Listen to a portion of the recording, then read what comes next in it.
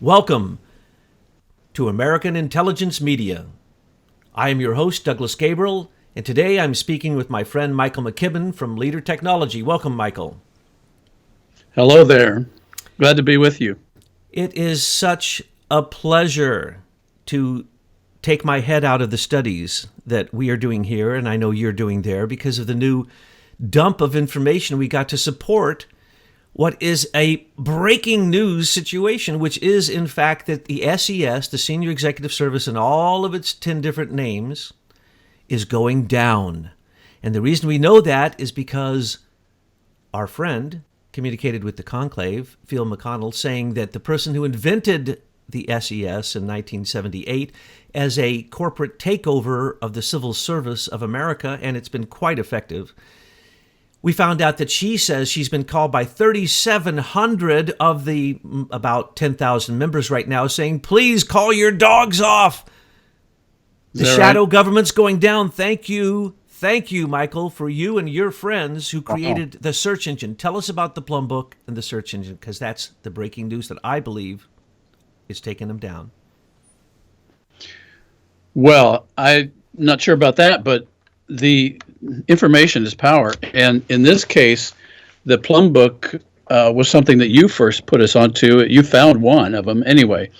And as our researchers started digging, we found that this Plum Book is a report that Congress requires the SES to publish every 4 years whenever there's an administration change.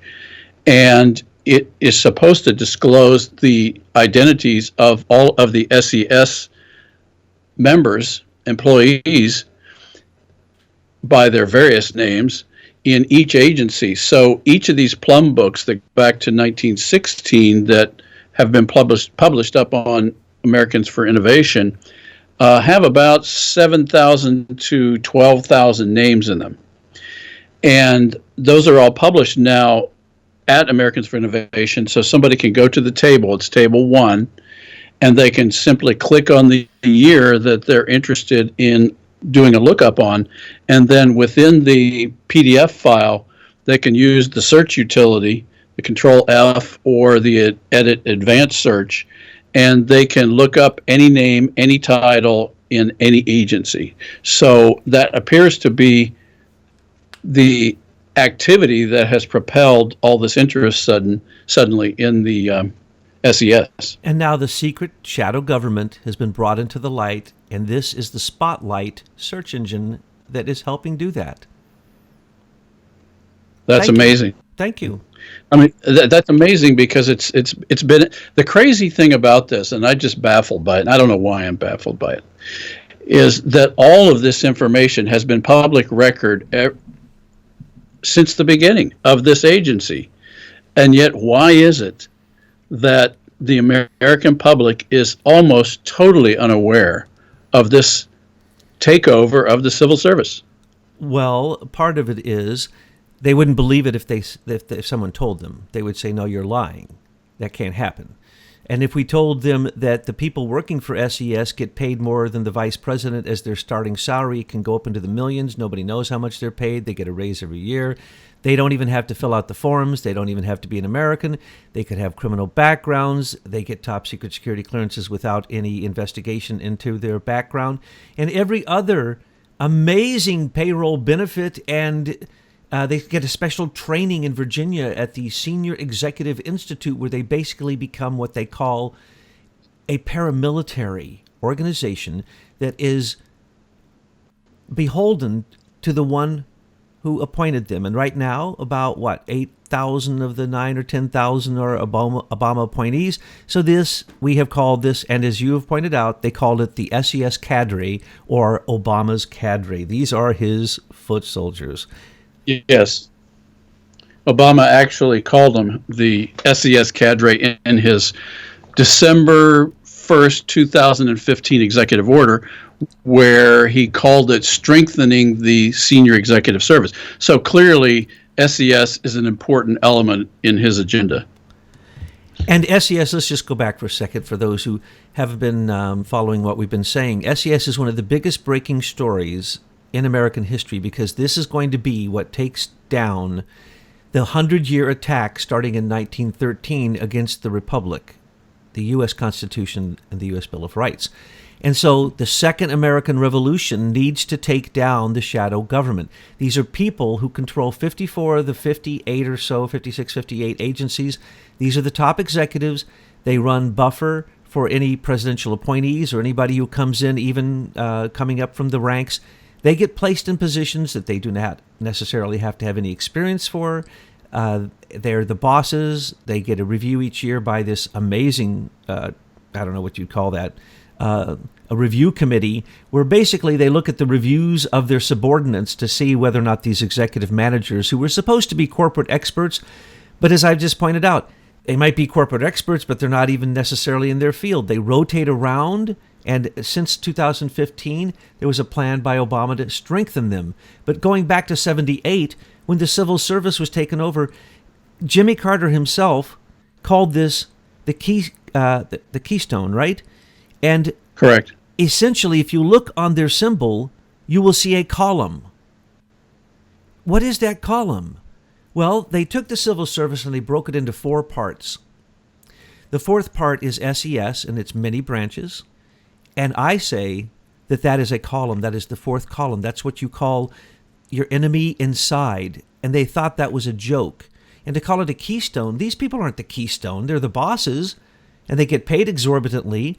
And they have a cadre where they all get indoctrinated together. And they have a union. And they get far beyond the consideration that anyone coming up the ranks of the civil service get.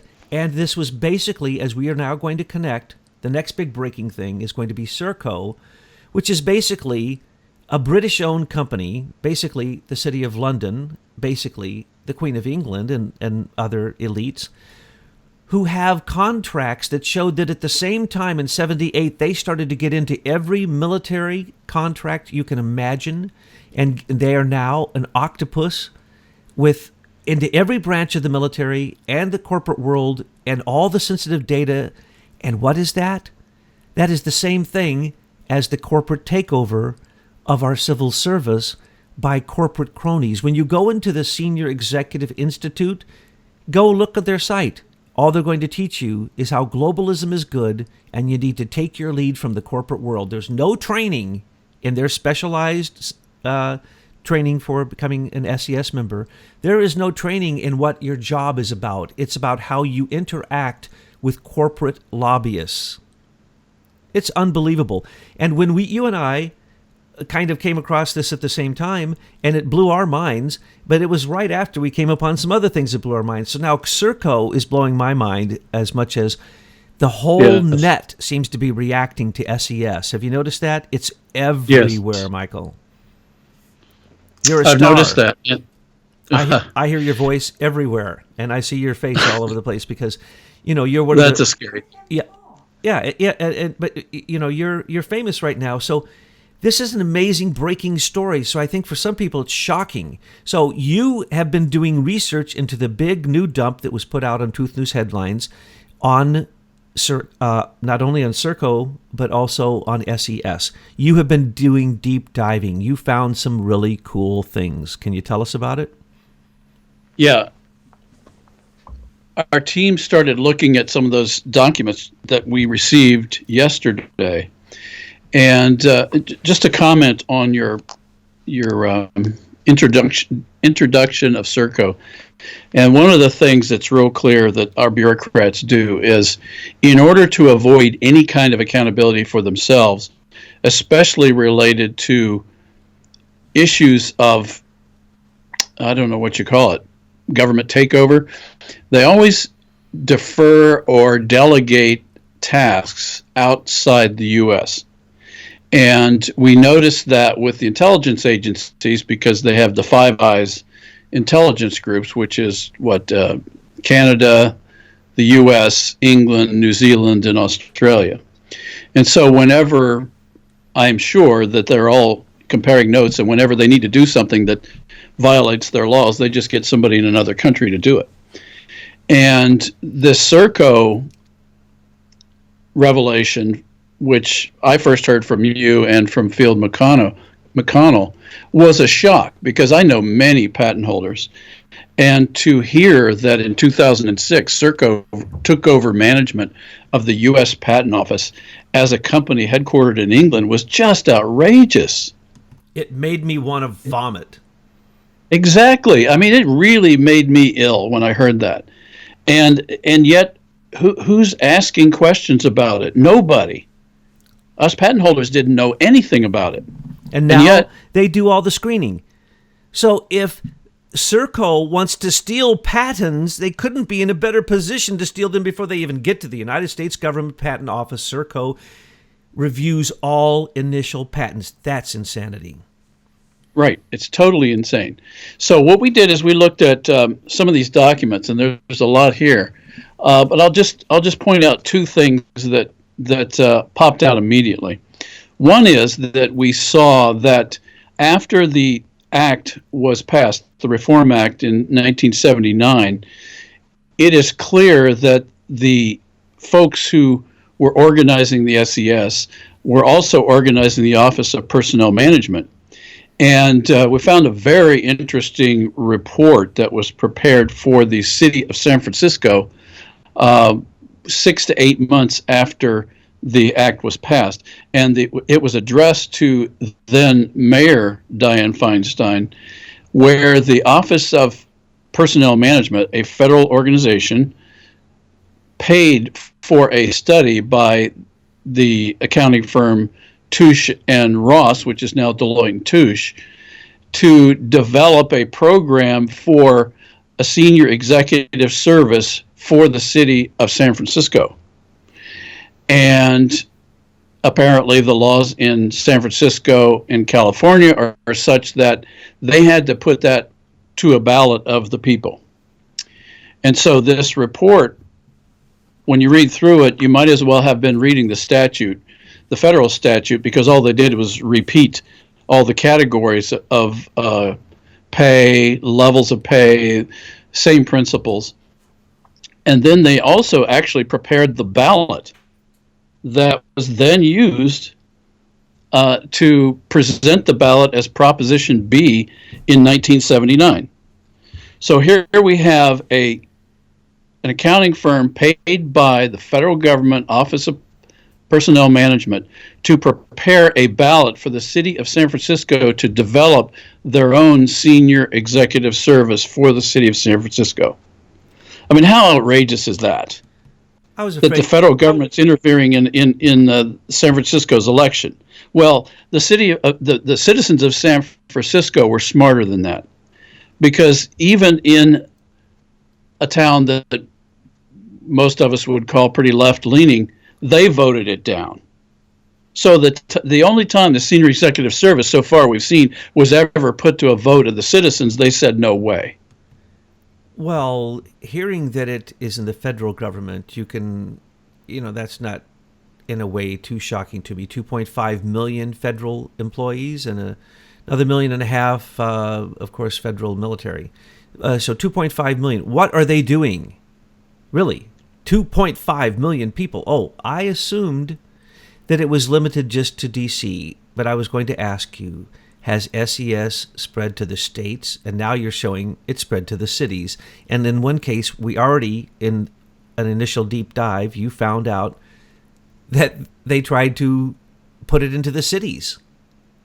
Well, they have, in one sense they have, because just in doing a LinkedIn search, we found that the what do they call it? The special agent in charge of the Secret Service in San Francisco right now boasts on his LinkedIn page that he is a SES employee.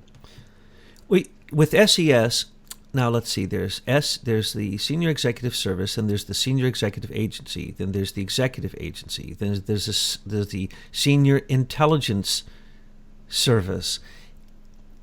How many more can you name off the top of your head? I can't remember all the other ones, but there's another one called the Defense Intelligence Senior Executive Service. Ah. And then there is another there are several categories for intelligence related services. So it's probably got a dozen at least different acronyms. So the same thing. They could hide. So the Plum Book is not complete. We can still find more things to add to it, right? Correct. So, Yeah, within the Plum Book, there are 7 categories. Okay. And we're finding that as people are going through and making a list of who they're doing a query on, that the list is your usual suspects for all the criminals right now being looked at for the basic conspiracy against Trump and the astounding collusion between the Department of Justice, the FBI, the CIA, and just the complete mess in the swamp. So I bet they have ways to hide it. So when I want to answer a question you started at the beginning, which was when we came across this because of Phil McConnell. We looked at what he had, and we couldn't quite get the traction. So the Conclave did a study. We wrote something up. And we did all that we could do. Then you came along and you found like 1,000 times more and deeper. And then you set up a system to search it. And then you broke through codes and barriers and walls and had friends at high places in tech world, get the ability to take these chopped up pieces of the government records they don't want you to see, put them all together so we could be able to do a search on it. So we could go plug in a corruptocrat's name into the search on Americans for Innovation and or at Patriots for Truth. But what you're going to read at Patriots for Truth is how to go there and the instructions to how to use it. You just gave the instructions. So you could, right. And then you can look them up on the crime line. And once you do that, you're going to be shocked at who all's involved. So what we couldn't do, you did. And then we now get 100 times more stuff than we already had through further research and discovery. And so now we've pushed that out to other people to say, take a look, because as I started this broadcast off with, some people in the SES and SIS and SEA and ES and they're getting really nervous because they were supposed to be hidden in plain sight, and they hid it in plain sight because they obfuscated it with digital nonsense and blocks and dead ends and cul-de-sacs and everything else.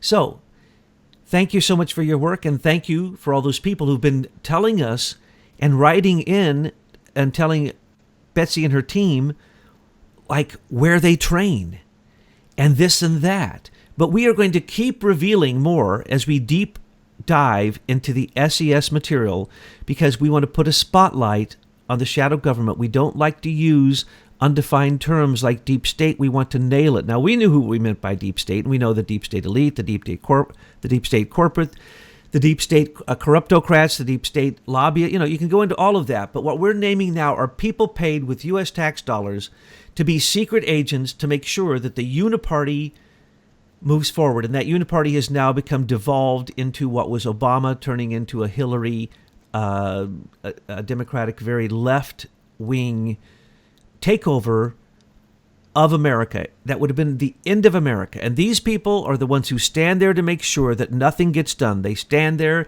to make sure all of Trump appointees, any of his appointees, have to go through SES members, sometimes many levels, before they can do anything. So it's like the beating.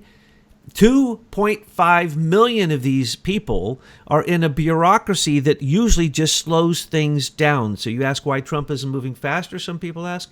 It's because of the SES. And so we want to thank you and everybody who's been piling on to help with this. It's only began. If Christine Marcy was worried before, she's going to be much more worried once our reports keep flowing out of this. And then SERCO, well, it was Phil McConnell who pointed us in the direction of SERCO too. So as that comes out, because it is as big as we are indicating to you, and it will be as documented as anything else we've ever done. So get ready to basically see the end of the hidden shadow government. It's coming out into the light, and then we'll have to see what happens from there. So I have a question for you on SERCO. As far as I understand, SERCO being a British company, the fact that they are involved in managing elements of our government, that doesn't seem right. What laws do you think are being violated here? Oh my goodness. They have sensitive information on the inside of almost all of our military agencies. This is the corporate intelligence takeover, and this one is done through just a corporation that is a giant octopus, and they can control all kinds of things from your driver's license to feeding people in Iraq during the Iraq War, to creating schedules for buses, to top secret information on personnel and personnel placement. And they work for the Office of Personnel Management. They have the contracts for so much sensitive digital information. It is insane to think that is not a national security violation. There is no way that we should be able to give, whether they're Five Eyes or not, because these are corporations. These aren't military agencies. These are not military intelligence. Now, one thing I want to say I found in diving down to go along with this is Michael Hayden, early on, they knew that they were going to have at least two SESs. One would have to be for the cryptologists. So they had one called the Senior Cryptologist Service, Cryptological Service. That later became, much later, a war between the DOJ, the FBI, the CIA, and the NSA on who was going to get better pay for their SES members. And each of them, have different names usually in each of these different agencies. I can't remember all of them. But for NSA, it was the SIS, the Senior Intelligence Service. So we have documents now which are not hacked. They're not whistleblower. They are Freedom of Information Act and other things, open source, that show that Michael Hayden basically sold out the NSA to corporate intelligence when he became the director. And that's what I have a paragraph from one of those documents that I'll just read if you don't mind. Please.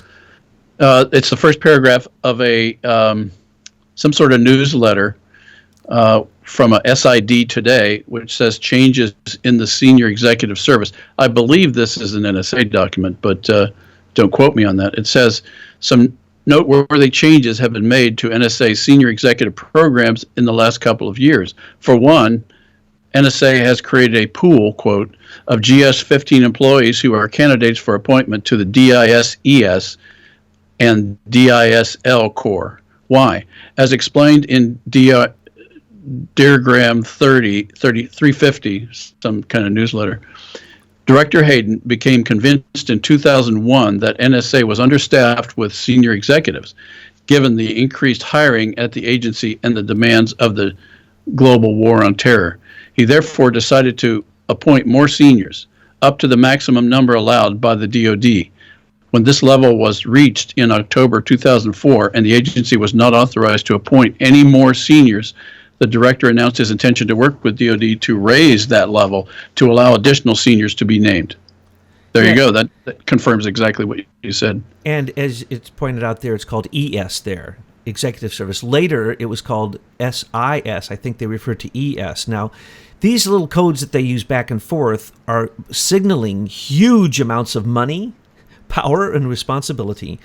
In other words, they are going to allow someone to come in, get a top secret security clearance, work for the NSA as these fake whistleblowers who, we could go into that, but has already happened. And then they could go work for Booz Allen Hamilton or Lockheed Martin or any one of a dozen other major corporate intelligence agencies, have all the secrets and turn them over to our enemies or just release them to the public for money or WikiLeaks for money. And this is what we have seen. Okay? Because why? Michael Hayden sold out the NSA. But before that, the FBI was sold out.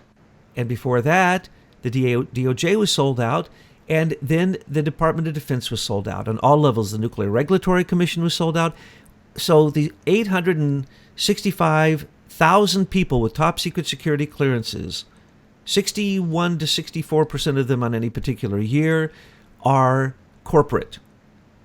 They have no military, Uniform Code of Military Justice hanging over their head for treason if they give out secrets. We might as well just put them out for sale because that's what we have done. And we rotate people in and out of these positions like Clapper, Comey, Mueller, John Brennan. All these people, they rotate.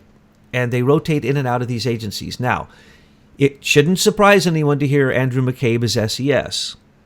Christopher Wray couldn't fire him because he's SES and said, if you fire him, you fire me. Well, we know there's so many crimes Andrew McCabe committed. Why was that? Because he knew that it would expose the SES members, you see, and now it is exposed. And so what we have now is it happens to coincide with the fact that this research is coming forward, that we happen to strike on the right thing at the right moment, and that the deep state is coming unglued and the shadow government is coming out of the shadows. And so I want to salute you and all the work you're doing, because I know you and your team, and then the team at Americans for Innovation and the team at Leader Technology, all these people, I don't know how many hundreds of people are working together on this, but I want to thank you, and our team wants to thank you, because I actually believe that this is one of the most significant things that I have seen in my life to upset the apple cart of the deep state and the shadow government. Well, our objective is to take care of our shareholders and get paid for 17 years of theft of our technology. But what we discovered in the process was that our country's in bad shape. So to the extent that our research helps in righting this listing ship, we're only too pleased and thank God for the opportunity. Well, yes, and the Miller Act, people might not understand this. We refer to it now and then. If Trump wrote a check and acknowledged that the government actually owed Leader Technology and not Facebook, Google, Eric Schmidt, YouTube, all the groups that stole and pointed a finger at IBM Eclipse Foundation that stole the patents and then spread them out, and then everybody else became rich, and you are actually attacked by government agent people who worked for the government. Literally, in some cases, Chandler worked for the government. So literally, all he has to do is say, a crime has been committed here, you are owed this, I'm going to pay you. And at that moment, an entire monopoly, antitrust, RICO investigation would have to happen, and the dominoes would fall in Silicon Valley, which has come to take over our entire economy because of Barack Obama allowing there to be a revolving door between Silicon Valley and himself. Why? Because they ran his administration. They helped rig the election for him, and that's now coming out with Facebook saying, yes, we let the Democrats do anything they wanted. We gave them all of our information because we liked the Democrats. We were voting for them. And we had already pointed out, you had already pointed out, the U.S. Digital Service was really Eric Schmidt's way of affecting that election, and it worked directly out of the White House. And on and on and on with the things that have been revealed through your suffering with these same set of criminal people who have been working together since the early 90s. And they their agenda has been very effective up until now. And now it's crumbling. Facebook is going to crumble. Zuckerberg is going to go to Congress, and he's going to prove himself to be an idiot again. Eric Schmidt can't even be found. He's basically gone over to China's side, just like some of our other rich people, like Henry Kissinger said he'd move to China. China's the future. On and on and on. You have pointed out so many of these things through your research that we have to thank you for it, because if the president would do this, also, let me give an example. SERCO is what happened to your patent. In a way, it shows the corruption. So SERCO and the deep state, yes, you had your patent stole, and the deep state made a ton of money off of it. Right. Okay? So I draw that analogy to what the president should do with Mueller, because Mueller is involved in both of these, the theft of your patents and all your IP and all, I use the wrong terms, but all your hard work. And how many millions did you sink into this project? 20 million dollars you spent. So hello, the government owes you because they stole it. They don't have the source code. You still have the source code. It wouldn't take 15 minutes. This has gone to the Supreme Court. 11 of the charges were proven that Facebook did, in fact, do all this. Many of the people on the crime line over the 17 years of the fight are the same people who keep coming up. So if President said, Christopher Steele is like SERCO. Christopher Steele is a foreign agent. Christopher Steele created a false dossier to frame and depose a sitting president, along with conspirators in the DOJ, the FBI, the CIA, and the NSA, and Clapper, his Office of the Director of National Intelligence, and others. So this is a foreign attack on us. Yes.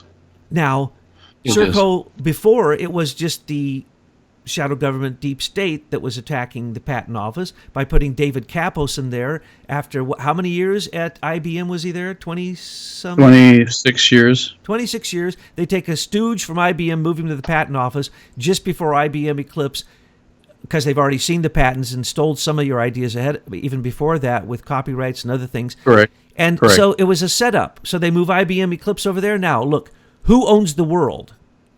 Jeff Bezos and Mark Zuckerberg. They're both... Mark Zuckerberg is an NSA stooge through DARPA and In-Q-Tel, and he is just like Jeff Bezos. If he wasn't subsidized to this very day by the PSYOPs payments we are making to him for what we're doing to the people on Facebook, and if the Postal Service did not underwrite every package that Amazon delivers in America, both those companies would die overnight. They are monopolies supported by U.S. tax dollars. And most of the Silicon Valley cardboard cutout boy kings are all the same way. So by simply paying Leader Technology a single check that would instantaneously cause the U.S. Treasury Intelligence Office to do an investigation, and what they would find out is all these people would have to turn over all their assets. That's the reason Eric Schmidt right now is probably somewhere in China building himself a nice, secure home, in my opinion. So we cannot underscore enough the fact that we don't just reveal the deep state, the shadow government, patent theft, or the framing of Donald Trump, an attempt, George Soros' Purple Revolution on Donald Trump. No, we give you solutions. Literally, with one signature, we could end Silicon Valley's control. And they don't pay taxes, by the way. They're enemies of the state. They've moved to other countries, and in general, they don't pay taxes. So now the European Union is going to tax them, as I have always suggested, 5 to 7% on everything that they do in every country. In other words, net neutrality is over. We should put a tax on broadband. Whatever part of the bandwidth you use, you pay for. If Jeff Bezos, if Mark Zuckerberg, if Eric Schmidt, Alphabet, Google, or Twitter, or any of them were charged for their usage, they wouldn't last one day. They are fake U.S. taxpayer-supported tech monopolies. And your case could start a domino effect that would change the entire internet and would probably stop the surveillance and bring it to freedom. And all these things are happening right now with Donald Trump, 5G, with Dan Coates trying to stop surveillance. He has to give a report on how he's going to stop all surveillance. Mark Zuckerberg, no control. He's an idiot. Eric Schmidt, Peter Thiel, they're all coming out and saying, oh, no, this was a psyops from the beginning, and this is all lies. We just did this to make money, and by the way, we're out here, we're going to China. Sorry. Yeah. Sorry. No, I doubt they're going to say they're sorry. They should say they're sorry to you. Well, part of the Miller Act notice that we need to point out is that we've proposed that the government would put a surcharge on the use of our technology, social media, going forward, which could generate $500 million a year, or $500 billion a year in new revenue for the government without any increase in taxes. So this could be the tax, not a tax, but this could be the surcharge that you're talking about that would solve the problem, that would get everybody legal with their use of social media, and would get our shareholders paid and would allow us to plow back cash into developing a new free press, which we obviously so need. So true. People don't understand that 47% of the entire substructure of the internet was paid for by U.S. tax dollars, and Verizon, AT&T, Sprint, Facebook, they all charge you for what they get subsidized by the government. But what your plan would put money in everybody's pocket and start Right. a new truth media that wouldn't be based upon, and I should start to say that I never use their name because there's so much conspiracy around it. Is it Roth or Rothschild? I think it's plural. Rothschild. Rothschild. Reuters Thompson, the second, maybe the first largest news agency in the world, was founded by Rothschilds to control economies.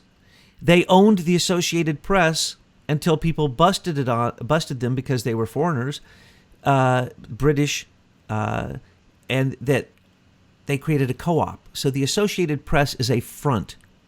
It is still owned by bankers. So if you listen to anything in the Associated Press or Reuters, you are being, what do they call it, blue-pilled? You're being put to sleep. And what you need to do is find out where you can get some truth so that you don't get confused, because what they want is stress and chaos. That's what it's all about. It's not about telling the truth. This is what they call the post-truth political age, or falsehood politics.